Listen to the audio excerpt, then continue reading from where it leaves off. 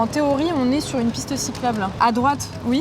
Et là, à gauche, non. Bah, faut le savoir déjà, ça. Moi, je sais que ça me stresse, la ville.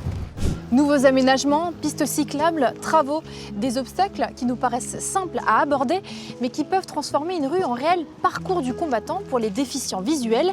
C'est ce que nous allons voir en allant à leur rencontre.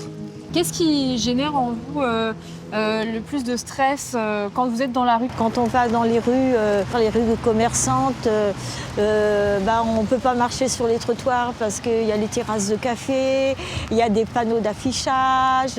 Bonjour Alain. Bonjour. Alors, vous êtes accompagné de Sariel. Pourquoi avoir fait le choix de prendre un chien guide? Ça nous fait sortir. Une canne, vous lavez, vous rentrez, vous la pliez, vous la mettez dans le placard. Il pleut, vous sortez pas parce que bon, mais le chien, il faut le sortir. C'est nos yeux en fin de compte.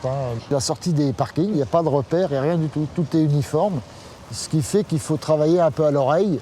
Nous sommes dans les locaux de l'association Valentin Haoui qui agit pour l'autonomie des déficients visuels. On a pu le constater avec Yvette et Alain. La rue n'est pas toujours adaptée aux personnes aveugles ou malvoyantes. Effectivement, 20 ans après la promulgation de la loi sur le handicap en 2005, on se rend compte que la cité n'est pas accessible pour les déficients visuels, aveugles ou malvoyants. Elle l'est que partiellement et de manière très insuffisante.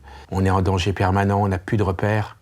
Il va falloir vraiment qu'on travaille sur quelque chose de plus cohérent. On a reçu aussi un des candidats à la ville de Caen, à qui on a passé le message aussi.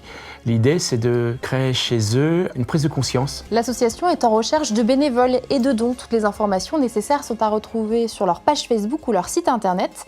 Et pour les déficients visuels qui nous écoutent, vous pouvez joindre l'association au 02 31 85 71 57.